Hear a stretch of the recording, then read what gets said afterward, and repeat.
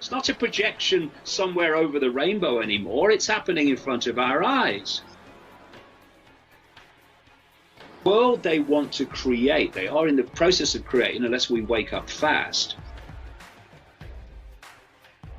If we do nothing, then what they want is going to happen.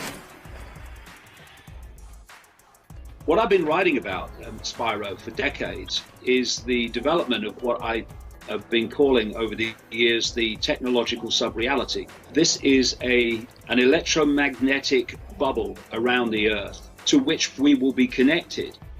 See, I mean, we're going to get deep in the esoteric here, but we are consciousness, and we open our minds, we can access infinite levels of awareness. That's why some people can see things and some people can't, because they're stuck in the five senses. And the idea is to isolate, always has been, to isolate human perception in five-sense reality.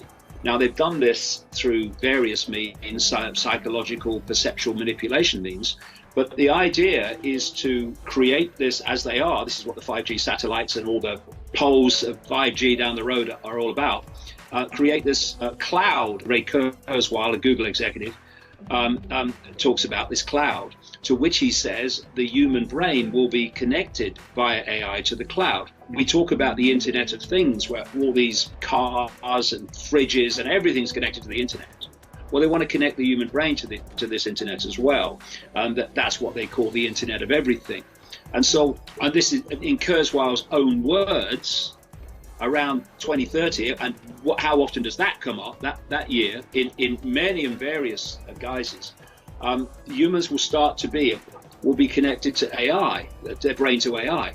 And in his own words, as AI does more and more human thinking will become less and less until, in his words, virtually negligible. And the human mind will now be the AI mind. We've ceased to be humans as we perceive them. We have then become basically computer terminals on an AI internet. And who controls AI controls human thinking in everybody. That's the idea. And what this means is that if you create what they're now calling the smart grid, is what I've been calling for decades, the technological sub-reality, connected to everything and the human brain, that grid can then be controlled from a central point. And the world they want to create, they are in the process of creating, unless we wake up fast. The way it plays out is fascism, communism, yeah. But actually what it is a form of tyranny known as a technocracy, because they want an end to elected politicians. Elected politicians are becoming more and more irrelevant as the technocrats take over. I mean, look at Gates, he's a technocrat. Look at Musk, he's a technocrat. All these other people, Brin and Page, Wachowski at YouTube, they are technocrats, and they are taking control step by step. And so the idea is that these technocrats replace elected politicians, which is what Gates is doing in terms of the global health situation. I mean, look at it, it's happening. It's not a projection somewhere over the rainbow anymore. It's happening in front of our eyes. And this technocracy would be able to be centrally controlled at a central point.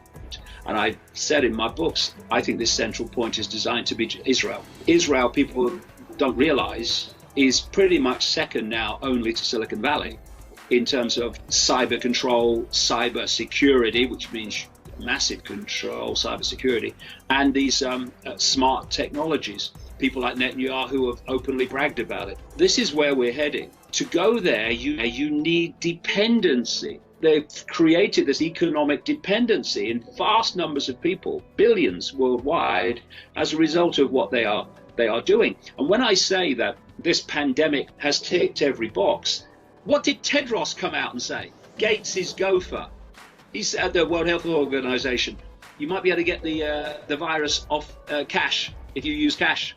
And I've been traveling since this thing kicked off, and I've offered cash to places where I always pay cash, and they've turned it down. You've got to use a credit card. Not only that, a credit card that is sort of hands-free, not pushing the buttons in, because you might catch the virus off the buttons. And we've got the company that runs the ATMs, the cash dispensers, saying that by the end of the summer, as a result of the virus pandemic, cash will be virtually over. as a way of paying for things. Everything ticks in the box, and how some people in the alternative media have been scammed into buying the narrative is just extraordinary. Even Gates, even Musk, even all these other people, Wachowski at YouTube, Brin and Page at Google, etc., Zuckerberg and Sandberg at Facebook, they're still gophers. They're still front men and women. Humanity has been developed to become intellectually clever enough to operate this technology and to build it, but not in expansive consciousness wise enough to see that that's what it's doing. And so we've been moving towards this end game for a very long time, this technological control system, and humans have been brought through and brought through and brought through to be able to create their own prison. Intellectually clever, no wisdom. So this is how I read it. It's been in my books for years. This technology, Spyro, that is rolling out so fast, seamlessly, look at it. Once the button was pressed on this technological sub-reality, the technology has rolled out seamlessly. There's been, nobody's been sitting around a table, strumming their fingers, waiting for some geek in a garage to develop the next level of the control system. It's just kind of appeared.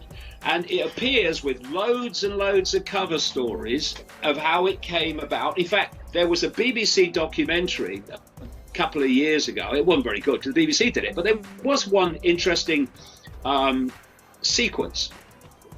It was about Silicon Valley, and they had this sequence of garage doors. And they said, this was discovered behind this garage door. This was developed by this garage door.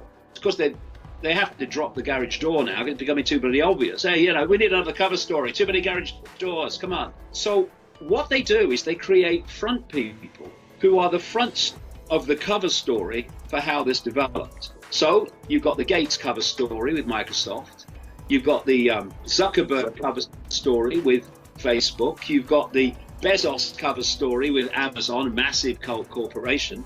The idea, as I've been writing for years, is that there is no small business and no medium-sized business, just gigantic cult corporations like Amazon running everything.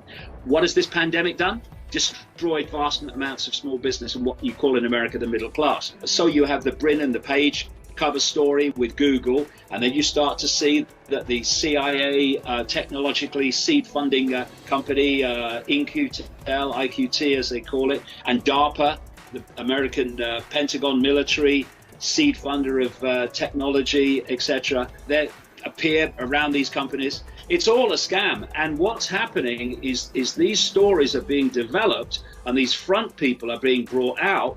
They become very rich as a result, and they are bringing this technology in to build this smart control system while claiming it's kind of random and what have you. And another point, which is very relevant to current events, these front people who become enormously rich by being front people, there's a rider to that.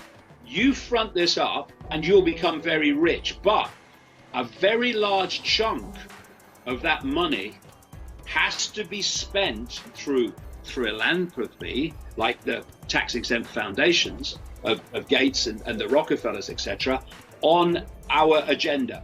And if you look at the funding record of the Bill and Melinda Gates foundations, it again ticks every box virtually of the cult agenda in what it's funding, including Common Core education control in America. You've got George Soros, who has become vastly rich as a result of serving the cult. You know, people say, oh, you have to be very clever to make lots of money on the stock market. Not if you know when it's going up and when it's going down because someone's telling you.